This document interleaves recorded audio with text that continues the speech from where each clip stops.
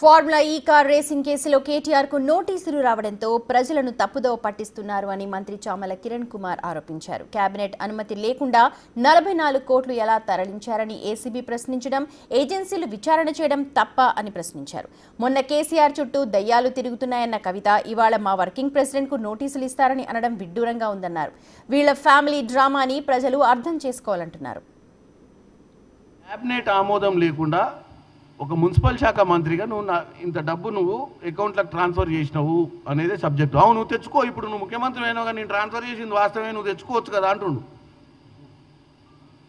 ఇక్కడ సబ్జెక్ట్ ఏంటంటే నువ్వు చేసింది తప్పు కాబట్టి ఎంక్వైరీ నడుస్తుంది. నీ స్వలాభం కోసం ఆ రోజు నీ మిత్రులకు సపోర్ట్ చేస్తామన్న ఆలోచనతోటే నువ్వు క్యాబినెట్ ఆమోదం లేకుండానే నువ్వు ఒక మున్సిపల్ మంత్రిగా ఉండి స్వనిర్ణయం తీసుకొని నువ్వు ఒక అకౌంట్లోకి వెళ్ళి ఫారెన్ ఎక్స్చేంజ్ అంటే ఆర్బీఐ గైడ్లైన్స్ ప్రకారం పర్మిషన్ తీసుకోకుండా 44 కోట్ల రూపాయలను నువ్వు ట్రాన్స్ఫర్ చేసిందనేది నీ మీద అభియోగం. అంటే ప్రజలకు మనం ఏం చెప్తున్నావు? అవునబ్బా నేను కొట్టినా, ఎందుకు కొట్టినా, నేనేమన్నా నల్ల పైసలు ఇచ్చినా, తెల్లయ్య కదా కొట్టినా అంటావు. తెల్లయ్య కాదు నల్లయ్య కాదు, నువ్వు కొట్టుడే తప్పు అనేది ఇక్కడ.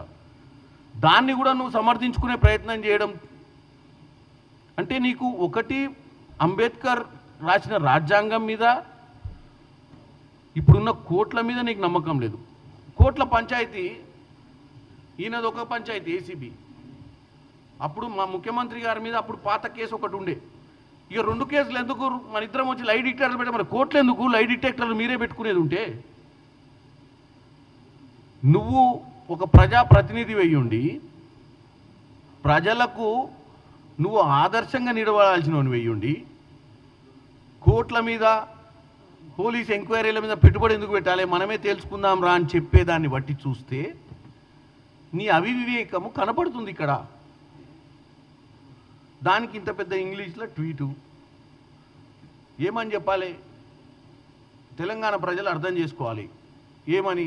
10 సంవత్సరాల అధికారంలో ఉండి సంవత్సరంన్నర పాలన మీద ఎంత పీక్ పోయిందో ఫ్రస్ట్రేషన్. 10 సంవత్సరాల పాలనలో మీరు ఉన్నప్పుడు మీరు చేసిన తప్పుల గురించి ఏ రోజన్నా ప్రతిపక్షాలు ప్రతిరోజు ఇట్లాంటి ఇంత పొడుగు ట్వీట్లు పెట్టి తెలంగాణ ప్రజల మధ్యన విషబీజాలు నాటే ప్రయత్నం ఎవరైనా చేసిర్రా? నిజంగానే నేను బీజేపీ అడుగుతున్నా, మేము కూడా అపోజిషన్లో ఉన్నాం, బీజేపీ వాళ్ళ అపోజిషన్లో చాలామంది, చాలా పొలిటికల్ పార్టీసు, చాలా పొలిటికల్ లీడర్సు నీకంటే మంచి ఇంగ్లీష్ వచ్చిన వాళ్ళు కూడా ఉండే. మా కొండా విశ్వేశ్వరరెడ్డి అన్న కూడా నీకన్నా మంచి ఇంగ్లీష్ వచ్చు. ఏ రోజన్నా మిమ్మల్ని 24 గంటలు ట్వీట్లనో దేంట్లనో ప్రజలను తప్పుదోవ పట్టించే ప్రయత్నం చేసిర్రా?